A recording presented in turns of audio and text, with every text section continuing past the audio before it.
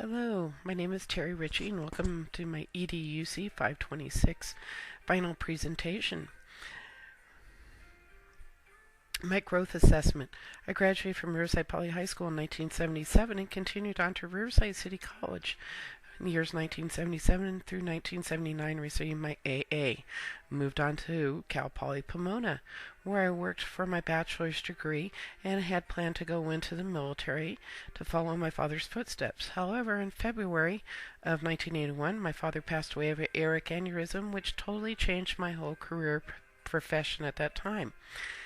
However, I continued on and received my diploma per my mother and father's request in June of 1981, where I received my bachelor's in physical education and a minor in special ed. A week after graduation, I decided to join the volunteer fire department, Riverside County Fire Department, California Department of Forestry, where I was working as a firefighter 1 and went on to become an engineer I was working as, and I went to training at Station 6. At that training, unbeknownst to myself, I met my future husband, and 11 months later, we were married. And we have now been married for almost 30 years this coming May. I put my life on hold and decided instead to raise my two beautiful children. My daughter was born in December of 1984, and she's now 28 years old and married and has my first grandchild. However, in 1986, we decided to go north to Alaska, and we lived up there for 3 years. And while we were up there, well, I ended up getting pregnant, and we had our beautiful son, who's now 25 years old, and he's a paid call firefighter, and he's also works at Pechanga. From there, we came back, and we ended up having both of them graduate in 2006, 2003 from Martin Luther King High School in Riverside, California. After their graduation, I decided I needed to do something, and I decided to pick Azusa Pacific University. And I went to San Bernardino Inland Regional Center, then on to Murrieta, where I worked and received my credentials in mild to moderate disabilities, and then went ahead and got my moderate severe credential at the same within 2 years. I decided to become a teacher, and I work now with the moderate severe and a special education program at Bright Futures Academy in Riverside. The reason I chose Azusa Pacific University is because they are Christ-centered and they have a very strong reputation for working for people.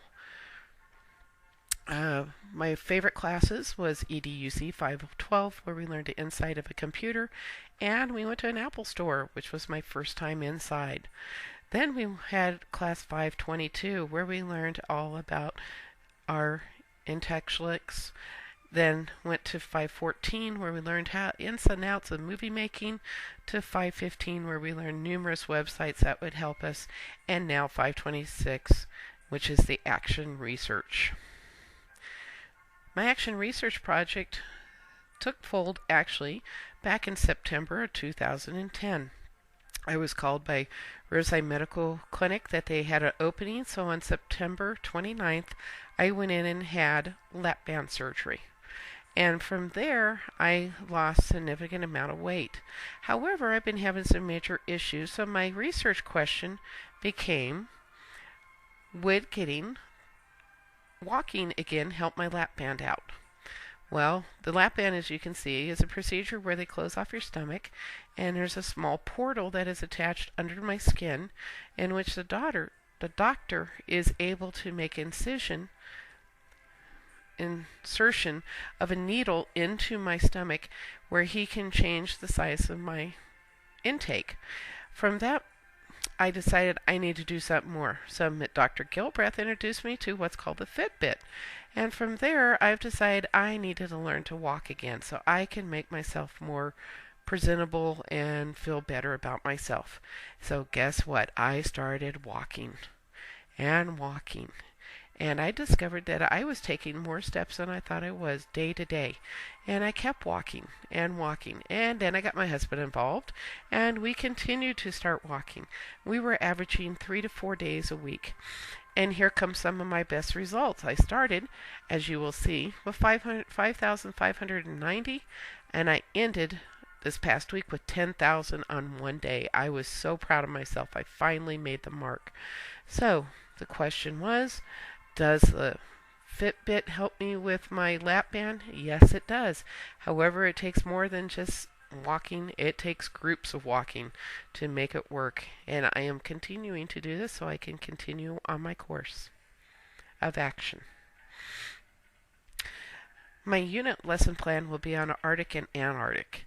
Here is my goal. I want to teach kindergarten students about the two poles. First, the Arctic, which is our North Pole, and teaching them about all the different environments that are up there, the different situations. Then I want to teach them about the Antarctic and how it is different from the North and how it is a bigger populated area by way of the people. We're going to learn about the environment and how the environment has a major effect on how the people live. The North Pole area has more Eskimos and people living in the region. However, it also has the most ice that is melting.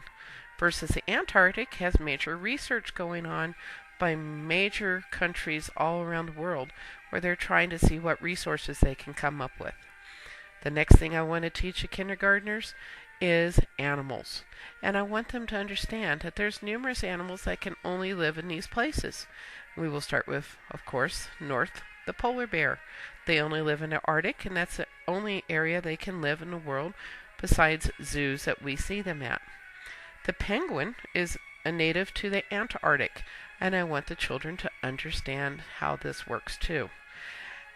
When you get to the Arctic hare, it is seen in both places, however, primarily in the north. And I want the children to be able to understand this. Then I will make sure they understand how all the animals work together. As you can see, there's numerous animals that live in both places, and I want the children to understand this.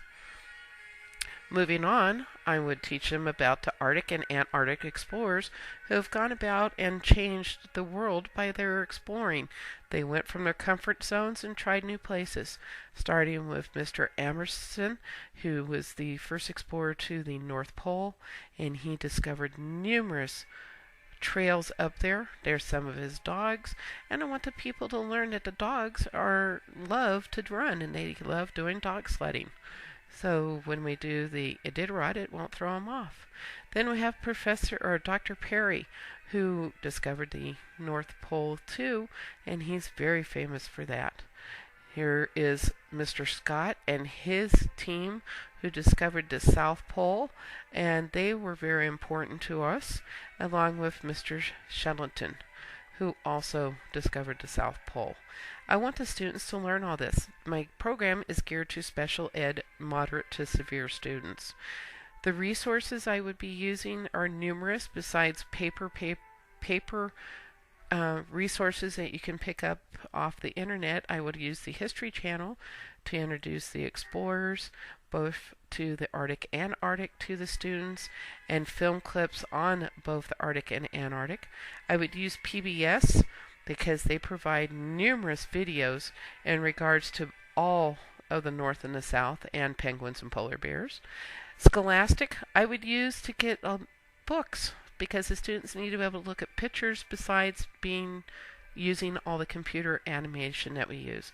Finally, student presentations. My students being moderate severe will need the assistance of myself and my staff. However, I think they all can learn how to use a PowerPoint presentation, which would be really a good way for them to learn the basics of a computer, and I think they would enjoy that.